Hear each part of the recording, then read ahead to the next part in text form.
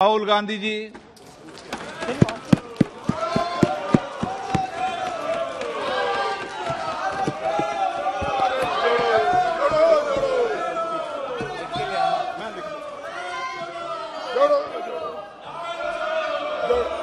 Speaker sir, thank you for allowing me to speak on the President's address. It's an honor for me to be able to speak at this House today.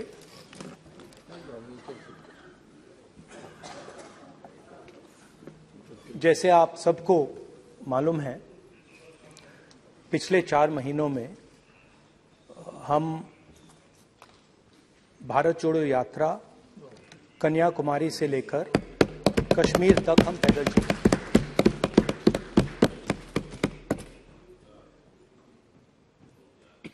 3,600 kilometre तकरीबन। और इस यात्रा पे बहुत कुछ सीखने को मिला।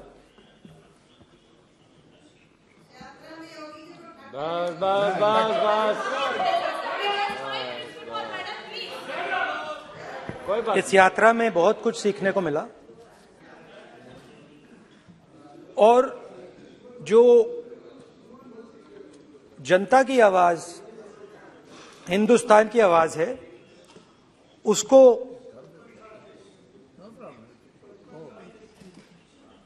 गहराई से सुनने का मौका मिला।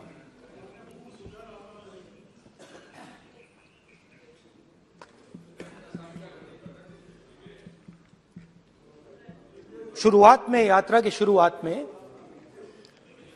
मैंने सोचा था कि 3,500 किलोमीटर चलने हैं और मुश्किल है मगर किया जा सकता है।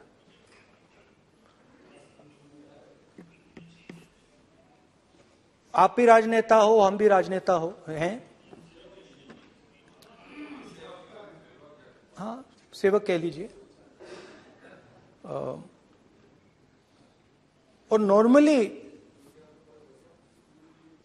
आजकल की राजनीति में जो हमारी पुराना ट्रेडिशन था पैदल चलने का, वो आजकल हम सब लोग, हम भी आप भी, उस ट्रेडिशन को शायद भूल गए या उसका हम पालन नहीं करते। मैं भी उसमें शामिल था, आप भी उसमें शामिल हैं। हम सब, कोई गाड़ी में जाता है, कोई हवाई जहाज में जाता है, कोई हेलीकॉप्टर में जाता है, मगर पैदल कम चलते हैं। ठीक है, ठीक है। और जब पैदल चला जाता है, हाँ पैदल जाएंगे, सब जगह पैदल जाएंगे, घबराइए मत। तो जब पैदल चला जाता है, मैं 1 किलोमीटर की बात नहीं कर रहा हूं, 10 की नहीं कर रहा हूं, 25 की नहीं कर रहा हूं, मैं 200-300-400 किलोमीटर की बात कर रहा हूं। जब 200-300-400 किलोमीटर चला जाता है तो शरीर पे दबाव पड़ता है, दर्द होता है, मुश्किल आती है। शुरुआत में चलते वक्त लोगों की आवाज सुन रहे थे हम, मगर हमारे दिल में यह भी था कि हम भी अपनी बात रखें। कोई हमारे पास आता था, कहता था कि मैं बेरोजगार हूं, और हमें लगता था कि नहीं, हमें कहना चाहिए कि तुम बेरोजगार क्यों हो, कारण क्या है। उसमें हम विपक्ष का रोल भी प्ले कर लेते थे, आपकी भी बुराई कर देते थे। नहीं, वो तो है, वो भी करेंगे, हम भी करेंगे, मगर थोड़ी देर चलने के बाद एक बदलाव आया और जो हमारी आवाज थी, जो ये डिजायर था बोलने का कि भैया बेरोजगारी इसलिए है, महंगाई इसलिए है, वो बिल्कुल बंद हो गई। क्योंकि हमने इतने लोगों से बात की, मतलब हजारों लोगों से बात की, बच्चों से, बुजुर्गों से, महिलाओं से, माताओं से, बहनों से, कि थोड़ी देर बाद ये बिल्कुल आवाज बंद हो गई। और फिर हम गहराई से, और मैं खुल के कह सकता हूं, मैंने तो अपनी जिंदगी में इस प्रकार से कभी पहले सुना ही नहीं था। क्योंकि हम सब में थोड़ा सा अहंकार होता है कि हम ही बता दें, अपनी बात रख दें।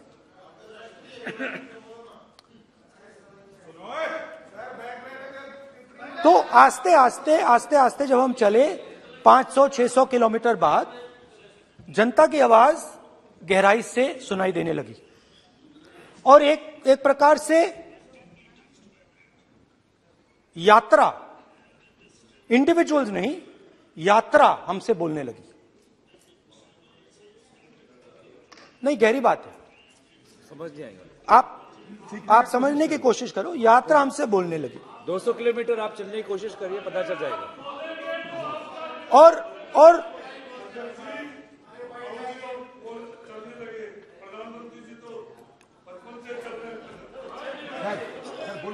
वो चाय बेचने इसलिए जाते थे। तो यात्रा बोलने लगी। कोई आता था, कहता था, युवक आता था, कहता था मैं बेरोजगार हूं।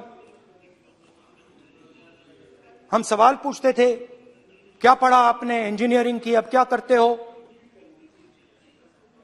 कोई कहता था मैं बेरोजगार हूं, कोई कहता था मैं उबर चलाता हूं, कोई कहता था मैं मजदूरी करता हूं। किसान आए हजारों। प्रधानमंत्री बीमा योजना की बात की कि हम पैसा भरते हैं, तूफान आता है, आंधी आती है, पैसा गायब हो जाता है।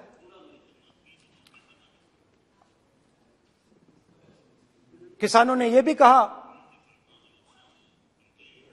कि हमारी जमीन छीन ली जाती है, हमें सही रेट नहीं मिलता। जमीन अधिग्रहण बिल जो था वो लागू नहीं होता। आदिवासियों ने कहा, वनवासियों ने नहीं, आदिवासियों ने, कि जो ट्राइबल बिल में हमें दिया जाता था वो आज छीना जा रहा है। तो बहुत सारी चीजें हमको सुनने को मिली, मगर मेन थ्रस्ट, अगर मैं कहूं, मेन थ्रस्ट बेरोजगारी, महंगाई और किसान। उसमें एमएसपी थी, उसमें बीज की समस्या थी, किसान बिल की समस्या थी। अच्छा, अग्निवीर की भी बात की लोगों ने। आपने अभी बोला कि अग्निवीर देश को फायदा पहुंचाएगा, मगर हिंदुस्तान का युवा जो 4 बजे दौड़ता है, आर्मी में भर्ती होने के लिए दौड़ता है, वो आपकी बात से सहमत नहीं है। उनने हमसे कहा कि पहले हमें 15 साल की सर्विस मिलती थी, पेंशन मिलती थी, अब 4 साल के बाद हमें निकाल दिया जाएगा, कुछ नहीं मिलेगा, पेंशन नहीं मिलेगी। सीनियर ऑफिसर्स ने कहा कि हमें तो लगता है कि ये जो अग्निवीर योजना है ये आर्मी के अंदर से नहीं आई, ये कहीं और से आई है, ये आरएसएस से आई है, होम मिनिस्ट्री से आई है। ये सीनियर आर्मी के लोगों ने कहा है, मैं नहीं कह रहा हूं, कि हमें लगता है कि ये आर्मी के ऊपर ये योजना थोपी गई है और ये आर्मी को कमजोर करेगी। आर्मी के जनरल्स ने हमें कहा, जो रिटायर्ड हैं, उन्होंने हमें कहा, राहुल जी, हजारों लोगों को हम हथियार की ट्रेनिंग दे रहे हैं और फिर थोड़ी देर बाद उनको समाज में डाल रहे हैं। बेरोजगारी है, समाज में हिंसा बढ़ेगी।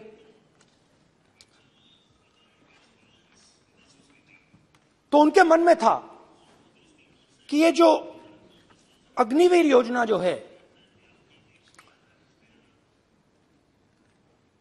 ये आर्मी के अंदर से नहीं आई है।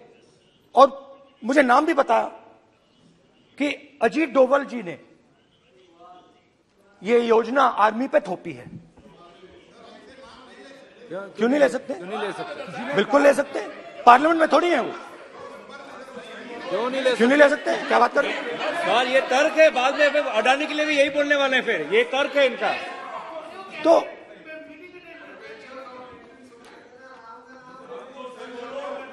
तो इंटरेस्टिंग बात यह है, इंटरेस्टिंग बात यह है कि मैंने फिर प्रेसिडेंट्स एड्रेस पढ़ा। देश के सब युवा अग्निवीर अग्निवीर अग्निवीर अग्निवीर बोल रहे हैं, कह रहे हैं कि ये आर्मी के ऊपर थोपा गया है, हमें नहीं चाहिए। आर्मी के लोग कह रहे हैं हमें नहीं चाहिए। जैसे मैंने कहा, आर्मी को लगता है कि होम मिनिस्ट्री ने इनके ऊपर थोपा है, आरएसएस ने ये उनके ऊपर थोपा है। तो ये आवाजें आ रही हैं। अब मैंने आपका बैठिए, अब बैठिए,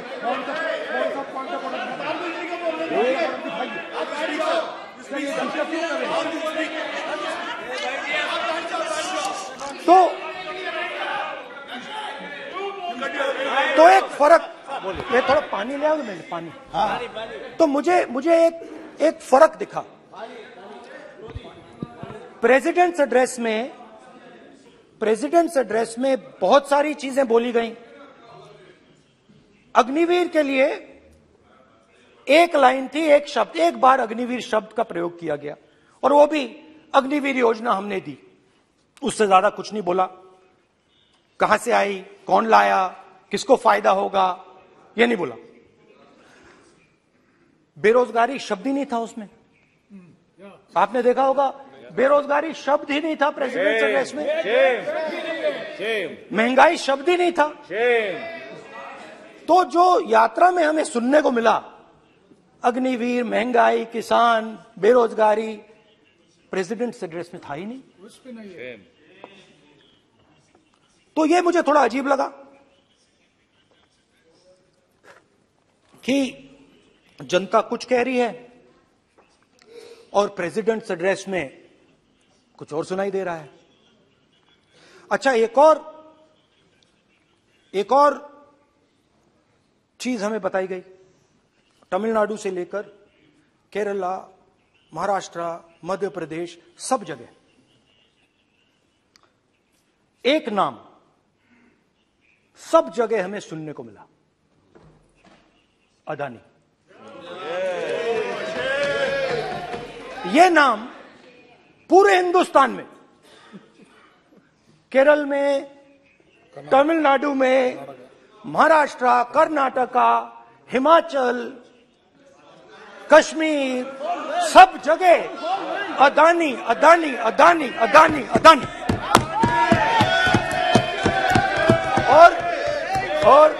और ये नाम नहीं, और इस नाम के बारे में जब लोग बोलते थे मुझसे, तो 2-3 सवाल पूछते थे। ये पूछते थे कि ये जो अदानी जी हैं, ये किसी भी बिजनेस में घुस जाता है, ये सफलता प्राप्त कर जाता है, ये कभी फेल नहीं होता। और युवाओं ने मुझसे यह सवाल पूछा कि भाई ये हो क्या रहा है, हम भी सीखना चाहते हैं। मोदी जी ने कहा स्टार्टअप करो, हम भी अदानी जी जैसे बनना चाहते हैं। तो भैया किसी भी बिजनेस में घुस जाओ और एकदम सक्सेस हो जाए। यह पहला सवाल था। दूसरा सवाल था कि ये अदानी जी हैं, ये किसी भी बिजनेस में घुस जाते हैं। पहले ये 1-2 बिजनेस करते थे, अब ये 8-10 सेक्टर्स में काम करते हैं। Airports, data centres, cement, solar energy, wind energy, aerospace and defence, consumer finance, renewables, media. तो उन्होंने मुझसे पूछा कि राहुल जी, हाँ वेट करो,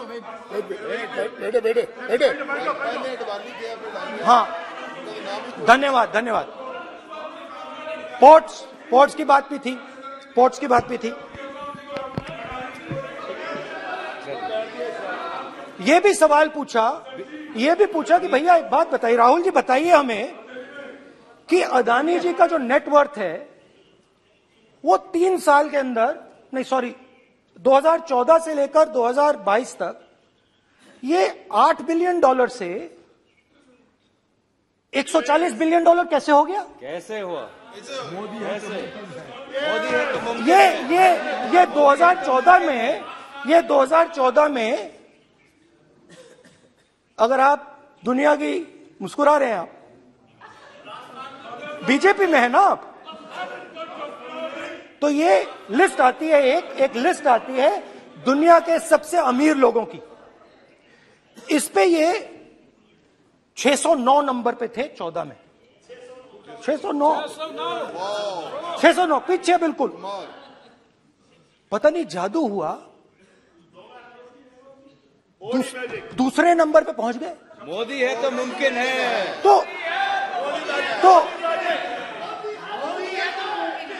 तो मुझसे पूछा यार, बहुत सारे लोगों ने पूछा कि भैया राहुल जी बताइए, हिमाचल में सेब की बात होती है, अदानी जी। कश्मीर में सेब की बात होती है, अदानी जी। पोर्ट्स की बात होती है, अदानी जी। एयरपोर्ट्स की बात होती है, अदानी जी। इंफ्रास्ट्रक्चर, अच्छा हम सड़क पे चल रहे हैं, मैं पूछूं किसने बनाई? अदानी जी। तो लोगों ने यह भी पूछा कि राहुल जी, ये जो अदानी जी जो हैं, इनकी सफलता कैसे हुई? Just right it neatly. तो नहीं स्पीकर सर, वो फोटो है सर, वो पोस्टर नहीं है। आप वरिष्ठ सदस्य हैं। मैंने कहा कि 2014 में वो 609 नंबर पे थे, कुछ ही सालों में वो दूसरे नंबर पे पहुंच गए। कैसे पहुंचे? मैं आपको, बहुत सारी इंडस्ट्रीज में काम करते हैं, मैं आपको 2-3 इंडस्ट्रीज का उदाहरण दे देता हूं। एयरपोर्ट इंडस्ट्री की बात, एयरपोर्ट्स की बात करते हैं।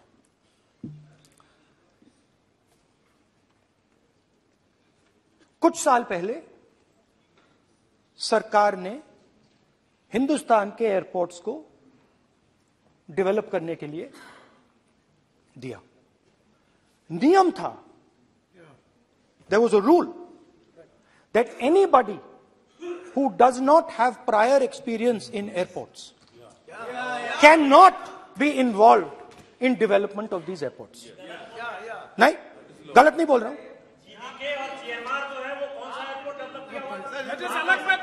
आप बैठ जाइए।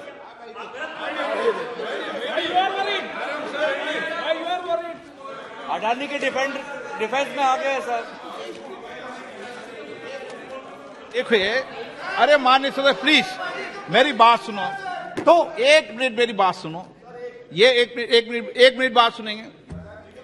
ये संसद है, अपन किस दिशा पर चर्चा कर रहे हैं ये देश देख रहा है। हमें राष्ट्रपति अभिभाषण पर चर्चा करें तो उचित रहे। तो आपको तो रूल था, नियम था। हाँ, पॉइंट ऑफ ऑर्डर किस पे है ये? सर कैसे एयरपोर्ट का प्राइवेटाइजेशन तो उनके समय हुआ, ऐसी कोई पार्टी थी जिसका अनुभव था? ये कौन सी बात कर रहे हैं? बोलिए।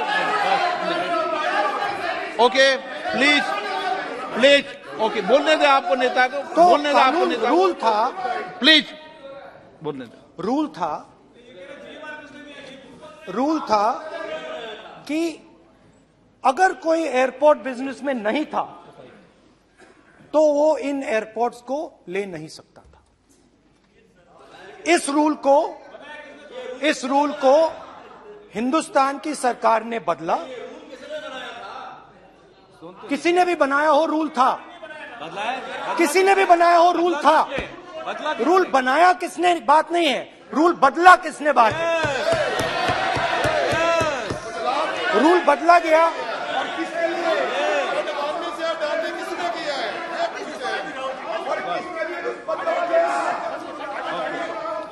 रूल बदला गया।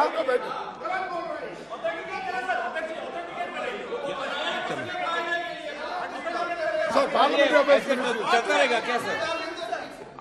पार्लियामेंट्री अफेयर्स मिनिस्टर रूल को बदला गया। सर बोलने दीजिए। करना चाहिए सर, ऑथेंटिकेट करना चाहिए। चलिए चलिए आप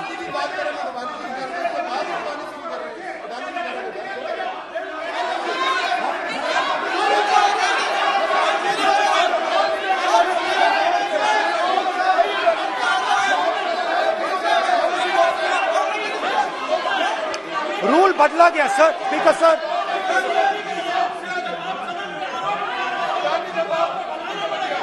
बैठे बैठे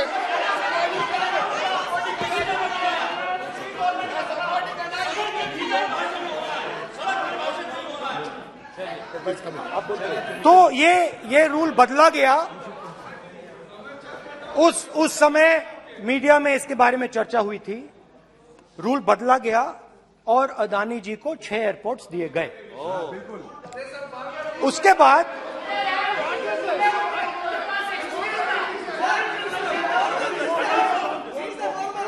after that India's most strategic profitable airport, Mumbai airport, was taken away by GVK, hijacked by using the agencies. The agencies को रिजल्ट क्या आया? रिजल्ट आया कि एयरपोर्ट्स में आज अदानी जी 24% हिंदुस्तान की एयर ट्रैफिक को अपने एयरपोर्ट से निकालते हैं और 31% एयर फ्रेट उनके एयरपोर्ट्स में से निकलता है। तो बताइए, बोलिए विधि मंत्री। और ये जो सर ये हाउस में सर ये बोल रहे हैं, तुम तो ज्ञान बांट रहे हो, बैठ जाओ। सर ये यहाँ बहुत गंभीर मिनिस्टर हैं ये देश ये राष्ट्रपति का उद्बोधन को लेकर एक गंभीर चर्चा हो रही है। जो भी मेंबर कुछ भी बात करे विद फुल रिस्पॉन्सिबिलिटी ऑथेंटिकेट करें। और ये वाइल्ड एलिगेशन अपना एक सोच के आया है, बिना तर्क के ऐसे वाइल्ड एलिगेशन लगा रहे, ये कोई मतलब नहीं है सर, ये ऐसे नहीं बोल सकते और वो सर तर्क रखना पड़ेगा। अगर एलिगेशन लगा रहे हैं तो आपको पूरा डॉक्यूमेंट प्रूफ के साथ आपको रखना पड़ेगा। दे देंगे आप ऐसे बातें नहीं दे कर सकते। देंगे और ये गंभीरता को समझिए, ये डॉक्यूमेंट्री प्रूफ दे देंगे। अब आपने जो पिछले स्पीकर थे उन्होंने फॉरेन पॉलिसी की बात की, हम भी फॉरेन पॉलिसी की बात करते हैं। चलिए डिफेंस से शुरू करते हैं। बहुत ऑप्शंस है, आप बताइए कहां से शुरू करें। बिजली, डिफेंस, कोयला, बहुत ऑप्शंस है। Defence, let us start with defence. अब डिफेंस में अदानी जी का कोई एक्सपीरियंस नहीं था, जीरो एक्सपीरियंस। कल मैंने प्रधानमंत्री को HAL में देखा। प्रधानमंत्री जी ने कहा कि गलत आरोप लगाया, मगर रियलिटी तो यह है कि HAL का जो कॉन्ट्रैक्ट था 126 हवाई जहाजों का, वो अनिल अंबानी को चला गया। अब देखिए, और ये जो फ्यूचर एंटरप्रेन्योर्स हैं, जो बिजनेस स्कूल हैं, हार्वर्ड यूनिवर्सिटी जैसे स्कूल हैं, इनको इसका केस स्टडी, इसकी केस स्टडी बनानी चाहिए, शायद बने। How to use government power to build individual businesses, case study. तो अब देखिए, अदानी जी की डिफेंस में इंटरेस्ट देखिए।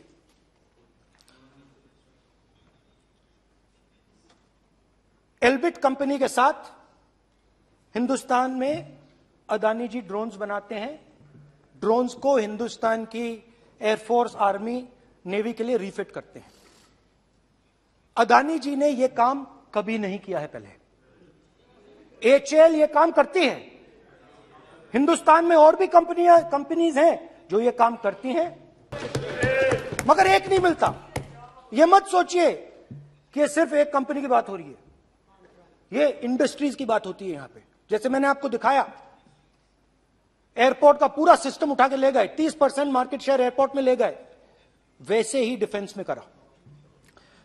तो 4 डिफेंस की इनके पास कंपनीज हैं।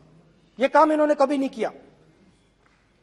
स्मॉल आर्म्स, जिसमें टवॉर है जो हमारी स्पेशल फोर्सेस यूज करती है, आर्मी यूज करती है, जिसमें गलील स्नाइपर राइफल है, ये सब अदानी जी बनाते हैं। हां, उसमें पेगासस भी है। तो पता नहीं वहां से क्या मतलब, पेगासस कैसे आया, क्या हुआ, किसने दिया। अच्छा, एक और बड़ी इंटरेस्टिंग चीज है, एक कंपनी है अल्फा डिफेंस, जो डिफेंस इलेक्ट्रॉनिक्स का काम करती है, एवियोनिक्स का काम करती है, और बहुत स्ट्रेटेजिक कंपनी है। वो भी अदानी जी के हवाले कर दी गई, अदानी जी ने एक्वायर कर लिया। तो आपने देखा कि एयरपोर्ट्स का बिजनेस 30% मार्केट शेयर, हिंदुस्तान और इजराइल का जो वेपन्स का बिजनेस है 90% उठा के ले गए। अब मैंने आपको इजराइल की बात बताई, ऑस्ट्रेलिया चलते हैं। कोयला ऑस्ट्रेलिया चलिए। ऑस्ट्रेलिया में अदानी जी जाके, नहीं क्यों, आप तो डिबेट करना चाहते थे, आप भी तो डिबेट करना चाहते थे। आपने बोला था कोई भी विषय पे डिबेट हो तो हो गया डिबेट। अब क्यों डर रहे हो डिबेट से? अब क्यों डर रहे हो डिबेट से? क्यों डर रहे हो? जब हमने जेपीसी की मांग की, आपने बोला सदन में उठाओ। अब क्यों डर रहे हो? अब क्यों डर रहे हो? अब क्यों डर रहे हो? आप चर्चा से क्यों डर रहे हो? चर्चा से डर रहे हो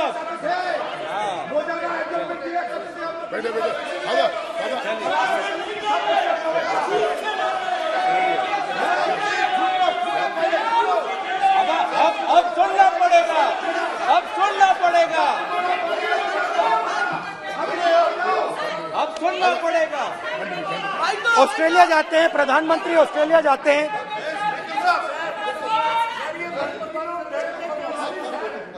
प्रधानमंत्री ऑस्ट्रेलिया जाते हैं।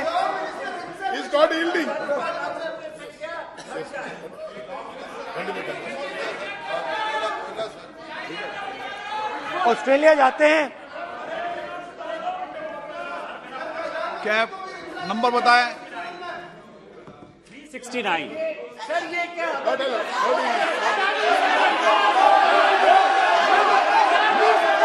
369 सर, ये कहता है सर, एक पेपर और document to be laid on the table shall be duly authenticated by the member presenting. देखिए पूरा सरकार इन्होंने सर, मैं इनको चैलेंज करता हूं कि जीएमआर और जीबीके, उसको कब एयरपोर्ट का जो है संचालन का अधिकार था और कौन सा रूल है वो कोट करे सर।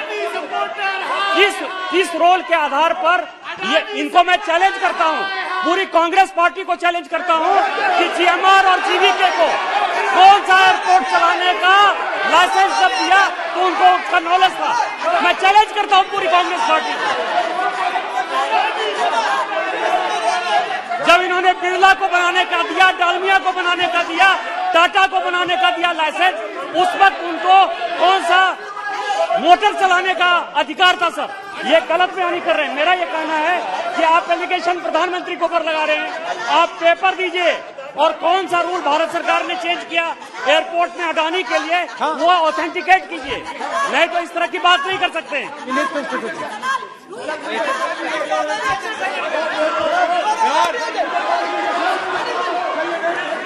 करना पड़ेगा, ऑथेंटिकेट करना करना पड़ेगा। राहुल गांधी जी, आपको ऑथेंटिकेट करना पड़ेगा। आप ऐसा नहीं बोल सकते हवा में, आप हवा में बोल रहे हो और प्रधानमंत्री जी पर आरोप लगा रहे हो। आपको ऑथेंटिकेट करना ही पड़ेगा।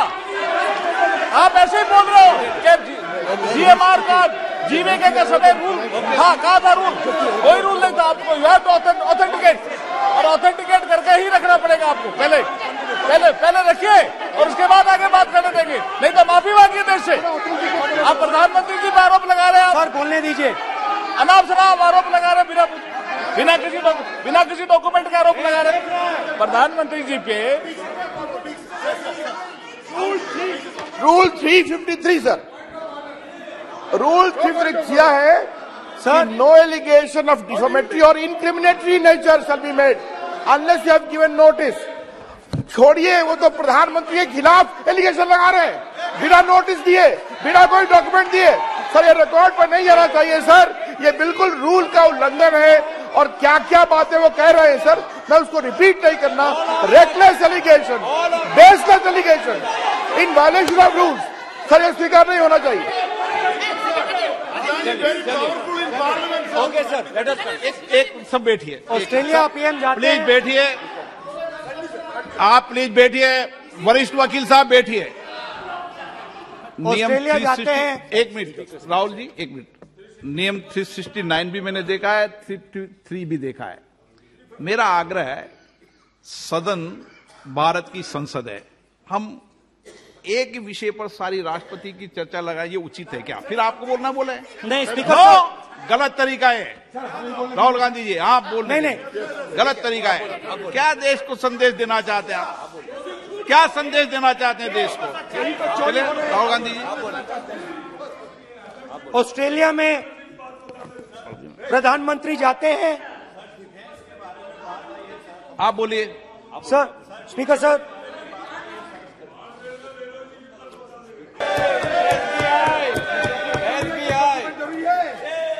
सर इसका भी डॉक्यूमेंट जरूरी है क्या, बताओ। मोदी जी, आपका सरकार की पास है। अधीर प्लीज।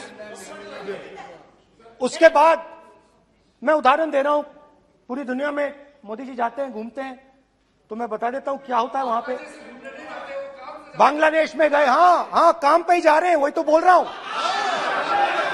काम पे जा रहे हैं। बांग्लादेश जाते हैं तो ये रही आपकी फॉरेन पॉलिसी। ये हिंदुस्तान की फॉरेन पॉलिसी नहीं है। अब यात्रा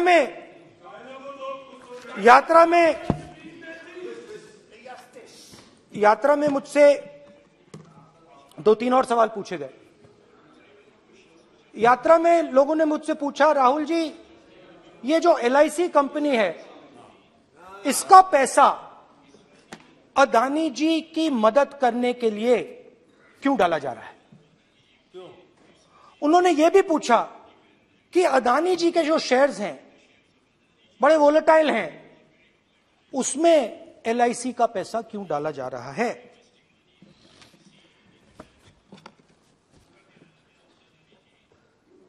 हजारों करोड़ रुपए हिंदुस्तान के पब्लिक सेक्टर बैंक्स अदानी जी को मिलता है। 27,000 करोड़ रुपए SBI, PNB 7,000 crore, bank of Baroda 5,500 crore, ये मैं लिस्ट चलती जाएगी। LIC का एक्सपोजर 36,000 करोड़ रुपए, 3 crore SBI and other PSU bank holders. Money is going to Mr. Adani and to finance.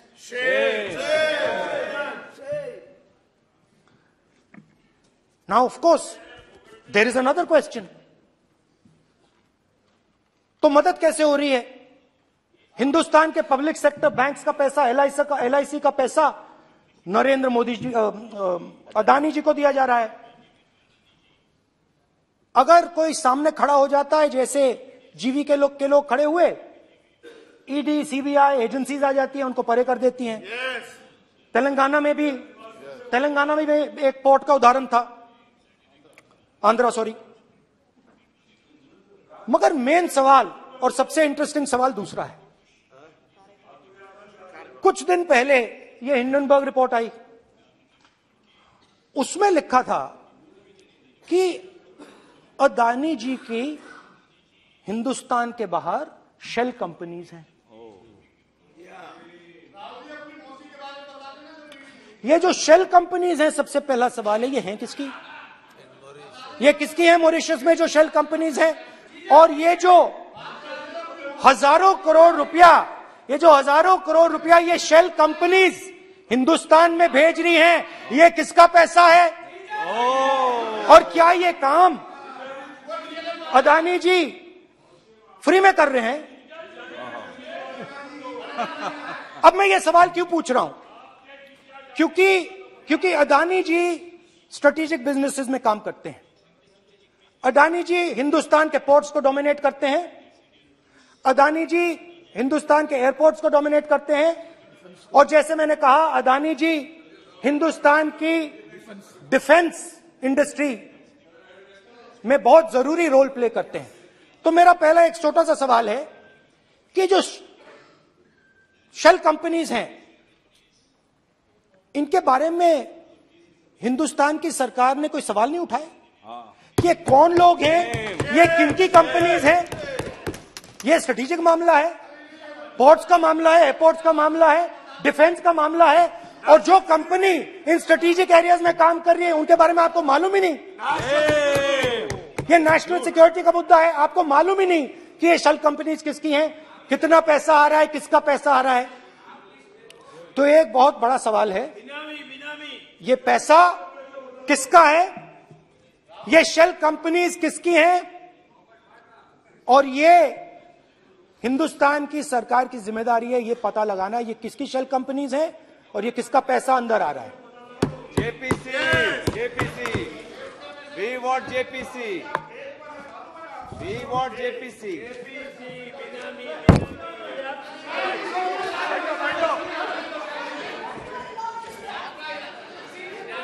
अच्छा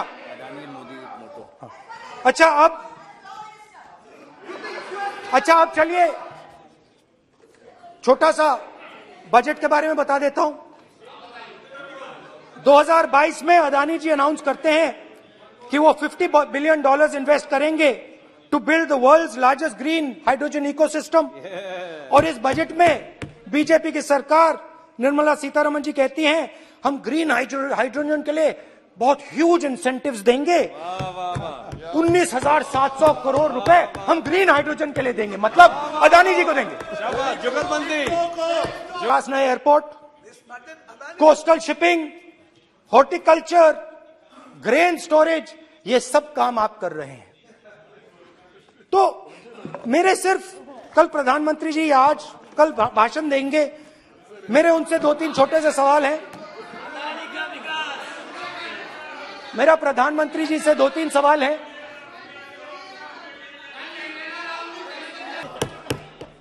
पहले लोकल मामला था, फिर नेशनल मामला हो गया, उसके बाद इंटरनेशनल मामला हो गया। अदानी जी के लिए बोरिस जॉनसन का बेटा काम करता है, आपको पता नहीं मालूम है या नहीं मालूम? भाई सॉरी, नहीं बेटा भी, भाई काम करता है। तो ये मामला पहले गुजरात का मामला था, फिर ये हिंदुस्तान का मामला हुआ, अब ये इंटरनेशनल मामला हो गया है। तो ऑल्सो एन इंपॉर्टेंट क्वेश्चन, जरूरी सवाल, अदानी जी ने बीजेपी को पिछले 20 साल में कितने पैसे दिए हैं?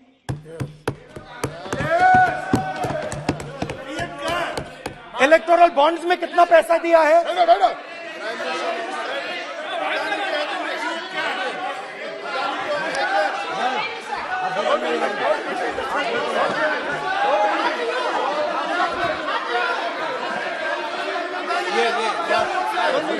And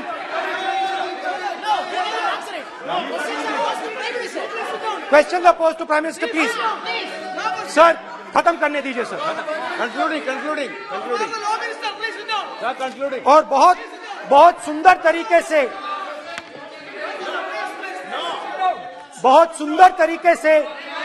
वो चलिए क्या हो रहा है सर? मैं सिर्फ इतना कहना चाहता हूं, राहुल जी राहुल जी अभी आप सीनियर एमपी हो गए हैं, आप एक सीनियर एमपी हो चुके हैं। हम लोग एक्सपेक्ट करते हैं कि इस सदन का सदस्य होने के नाते जो भी बातें आप करेंगे गंभीरता से आप बात करेंगे। बाहर आप जो भी भाषण देते हैं हम लोग उसको रोक नहीं सकते हैं। इस सदन के अंदर में जो भी बात कही जाती है पूरा गंभीरता के साथ प्रमाण के साथ कहे जाना चाहिए, ये परंपरा है। और राहुल जी ने कहा कि प्रधानमंत्री विदेश घूमने जाते हैं, तो मैंने आज वो जो युवाओं ने मुझसे सवाल पूछा था कि अदानी जी की इतनी बिजनेस एक्यूमेंट कहां से आई, इतने अलग अलग सेक्टर्स में अदानी जी ने कैसे सक्सेस प्राप्त की, अदानी जी के बारे में पूरी दुनिया को स्टडी करनी चाहिए, हार्वर्ड यूनिवर्सिटी को स्टडी करनी चाहिए कि पॉलिटिक्स के बीच में और बिजनेस के बीच में कैसा रिश्ता होता है। India is a case study. Now बहुत अच्छी तरह बीजेपी के जो पिछले स्पीकर थे उन्होंने मेरे भाषण को इंकैप्सुलेट किया मेरे लिए बहुत अच्छी तरह। आपने जो मैं सोच रहा था आपने उससे और भी अच्छी तरीके से बोल दिया। Coming together is a beginning, keeping together is progress, working together is success. Thank you.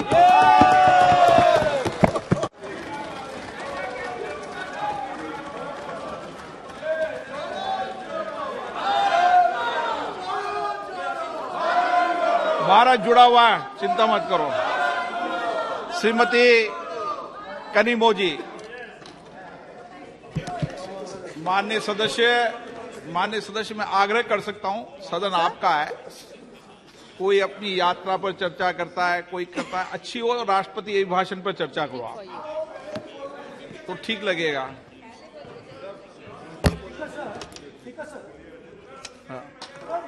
ये एक बात पे चर्चा नहीं हुई है, ये अलग अलग इंडस्ट्रीज पे, अलग अलग बिजनेसेस पे और इंटरनेशनल अफेयर्स पे डिस्कशन हुआ है। नहीं, एक मिनट प्लीज बैठिए। नहीं, प्लीज बैठिए। पर अपन को सदन के बाहर ये भी टिप्पणी नहीं करना चाहिए कि अध्यक्ष महोदय माइक बंद कर देते हैं या हमें नहीं दिखाते, ये भी टिप्पणी करना उचित नहीं है। क्योंकि सर अध्यक्ष जी बट रियलिटी है, आप माइक बंद कर देते हैं। आप एक मिनट प्लीज बैठे, प्लीज आप बैठिए, मैं बैठा हूं ना, प्लीज बैठिए। नहीं, मेरा है कहना, आप पूरे समय बोले, आज नहीं आपका, आप बोल लें फिर।